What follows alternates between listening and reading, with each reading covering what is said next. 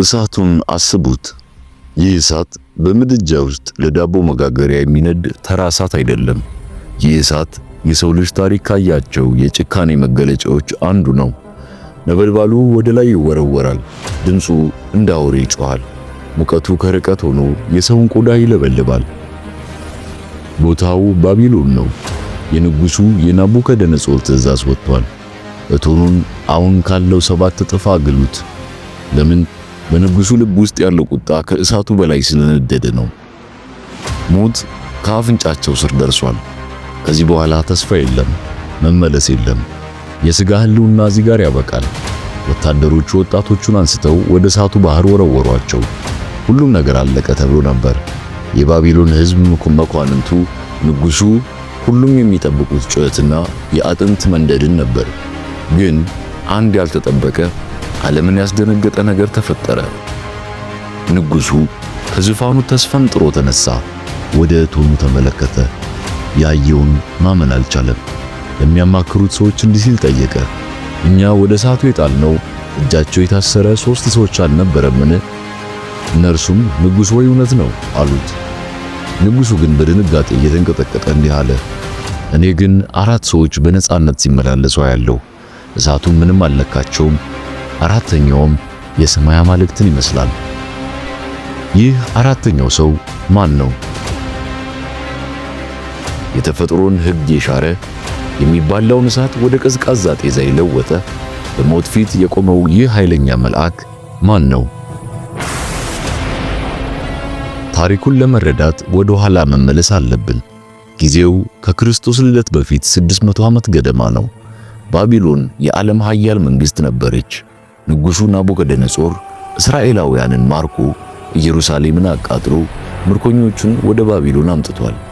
ከነዚህ ምርኮኞች መካከል ከንጉሣዊ ቤተሰብ የተገኙ መልከ መልካምና አስተዋይ የሆኑ ወጣቶች ነበሩ። አናንያ፣ አዛርያና ሚሳኤል ይባላሉ። በባቢሎን ስማቸው ሲድራቅ፣ ሚሳቅ፣ አብደናጎ ተብለው ተጠርተዋል። ነገሩ እንዲህ ሆነ። ንጉሡ ናቡከደነጾር በስልጣኑ ከመመካቱ የተነሳ በዱራ ሜዳ ላይ አንድ ግዙፍ ምስል አቆመ። ቁመቱ 60 ክንድ ወይም 30 ሜትር ገደማ፣ ወርዱ 6 ክንድ የሆነ የወርቅ ምስል። ይህ ምስል የባቢሎን አማልክትና የንጉሡ ኃይል መገለጫ ነበር። አዋጅ ታወጀ፣ ነጋሪት ተጎሰመ። በምድር ላይ ያሉ ሕዝቦች፣ ወገኖች፣ ቋንቋዎች ሁሉ ስሙ። የመለከት፣ የእምቢልታ፣ የመሰንቆ፣ የክራር፣ የዋሽንት፣ የሙዚቃ ሙሉ ድምፅ ስትሰሙ ለዚህ ለወርቁ ምስል ተደፍታችሁ ስገዱ። ዓለም በሙሉ ተንበረከከ። ፍርሃት ነገሰ። አንገት ያላጎነበሰ ይገደላል። ምርጫ 2 ነው። ወይ መስገድ፣ አለዚያ ደግሞ በዚያ በሚንቀለቀል የእሳት እቶን ውስጥ መጣል። ሰው ሁሉ ለጣዖቱ ሲሰግድ፣ በዚያ ሰፊ ሜዳ ላይ እንደ ብረት የጠነከሩ 3 ወጣቶች ግን ቀጥ ብለው ቆሙ። አልሰገዱም። ጉልበታቸው ለእግዚአብሔር እንጂ ለሰው እጅ ሥራ አይንበረከክም ነበር። ወሬው ለንጉሡ ደረሰ። ንጉሥ ሆይ፣ የሾምካቸው አይሁዳውያን ሲድራቅ፣ ሚሳቅና አብደናጎ ትእዛዝህን አላከበሩም ተብሎ ተነገረ። ናቡከደነጾር ተቆጣ። ወጣቶቹን አስጠራቸው፣ እንዲህም አላቸው፣ እናንተ ወጣቶች በእውነት ለአምላኬ የማትገዙት ለወርቁስ ምስል የማትሰግዱት ሆን ብላችሁ ነውን? ንጉሡ አንድ ዕድል ሰጣቸው።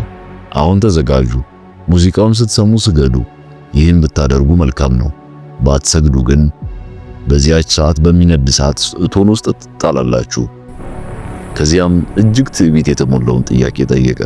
ከእጄስ የሚያድናችሁ አምላክ ማን ነው?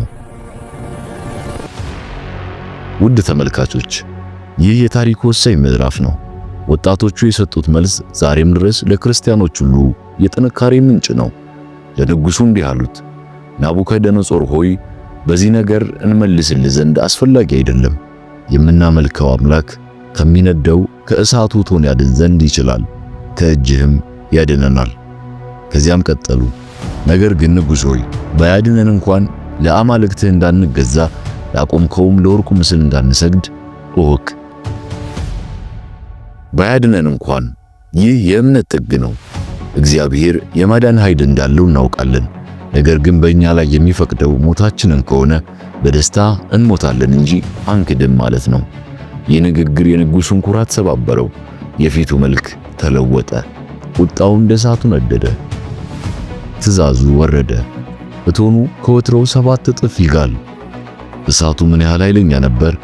መጽሐፍ ቅዱስ እንደሚነግረን ወጣቶቹ ወደ እሳቱ ሊወረውሩ የቀረቡት የንጉሡ ኃያላን ወታደሮች ከእሳቱ ወላፈን የተነሳ በቅጽበት ተቃጥለው ወደቁ። ከርቀት ሆኖ የሚገድል እሳት። አናንያ፣ አዛርያና ሚሳኤል ልብሳቸውን እንደለበሱ ሰናፊላቸውን እንደታጠቁ እጅና እግራቸው በሰንሰለት ተተብትቦ ወደዚያ ወደሚንቀለቀለው ገሃነም ተወረወሩ። እንደ ተፈጥሮ ሕግ ከመሬት ሳያርፉ አየር ላይ መለብለብ ነበረባቸው። ጸጉራቸው መቃጠል፣ ቆዳቸው መርገፍ ነበረበት። ነገር ግን እነርሱ ወደ እሳቱ ሲወርዱ በሰማይ ደግሞ ሌላ እንቅስቃሴ ነበር። የእግዚአብሔር ዓይን በባቢሎን ላይ ነበረች። ቅዱሳኑ ሲጣሉ ሊቀ መላእክት ቅዱስ ገብርኤል ከሰማይ ሰማያት ተልእኮ ተቀበለ። የእርሱ በረራ ከመብረቅ ይፈጥናል። ገና ልጆቹ ከእሳት ወለል ላይ ሳያርፉ ገብርኤል ቀድሞ ደረሰ። እዚህ ጋር ነው የታኅሳስ 19 ታላቁ ሚስጥር ያለው። ሊቀ መላእክት ቅዱስ ገብርኤል እሳቱን አላጠፋውም።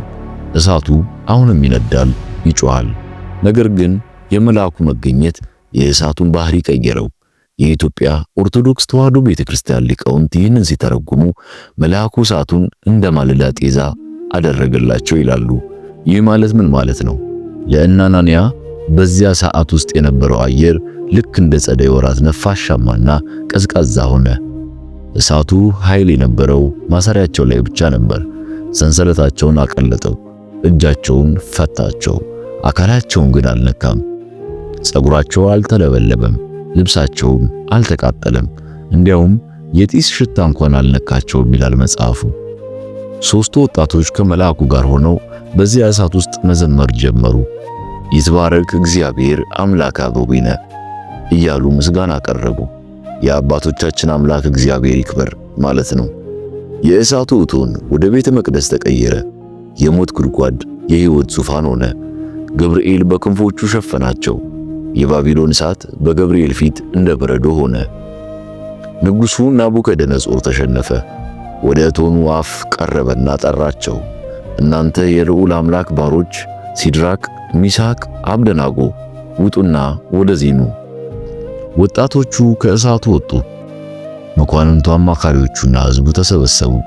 ልብሳቸውን አዩ፣ ጸጉራቸውን ዳሰሱ። ምንም የመቃጠል ምልክት የለም። ይህ ለባቢሎን ሰዎች የማይታመን ክስተት ነበር።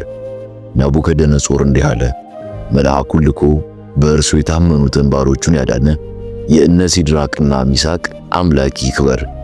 ያ ትዕቢተኛ ንጉሥ አሁን ለቅድስት ሥላሴ ባሮች ተንበረከከ።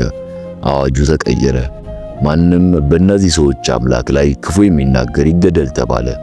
እውነትም ከእጄ የሚያድናችሁ ማን ነው ላለው ንጉሥ መልሱ በተግባር ተሰጠው። ለምን ገብርኤል? በቤተ ክርስቲያናችን አስተምሮ ቅዱስ ገብርኤል መልአከ ኃይልና አምላክን የተሸከመ ወይም ገብረ አምላክ ነው። በኋላ ላይ መለኮት በድንግል ማርያም ማኅፀን ሲያድር ድንግል ማርያም በሰዓቱ እንድትመሰልና እንድትጠበቅ ያበሰራት ይኸው መልአክ ነው።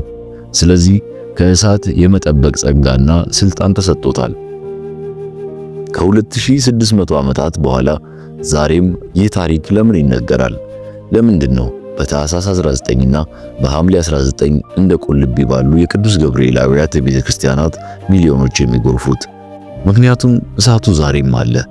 የናቡከደነጾር እሳት ጠፋ እንጂ የኑሮ እሳት፣ የጭንቀት እሳት፣ የበሽታና የመከራ እሳት በሰው ልጆች ላይ ይነዳል። ምዕመናን ወደ ቤተ ክርስቲያን ሲሄዱ ያኔ እነ አናንያን ያዳንክ መልአክ እኔንም በክንፍ ጋርደኝ ብለው ነው። የተወደዳችሁ ተመልካቾች በሕይወታችሁ ውስጥ የምታልፉበት እሳት ምንም ያህል ይክበድ፣ ብቻችሁን አይደላችሁም። እምነታችሁ እንደነ አናንያ ባያድን እንኳን የሚል ጽኑ ይሁን እንጂ እግዚአብሔር ታማኝ ነው። አራተኛው ሰው አብሯችሁ አለ። መልአከ ኃይል ቅዱስ ገብርኤል እንደ ጤዛ በሚያቀዘቅዝ ምልጃው በኃያል ክንፉ ከሚታየውና ከማይታየው እሳት ይጋርዳችሁ። የቅዱስ ገብርኤል በረከት ከሁላችን ጋር ይሁን። ስላዳመጣችሁ እናመሰግናለን። ለቻናላችን አዲስ ከሆናችሁ ሰብስክራይብ በማድረግ ቤተሰብ ይሁኑ።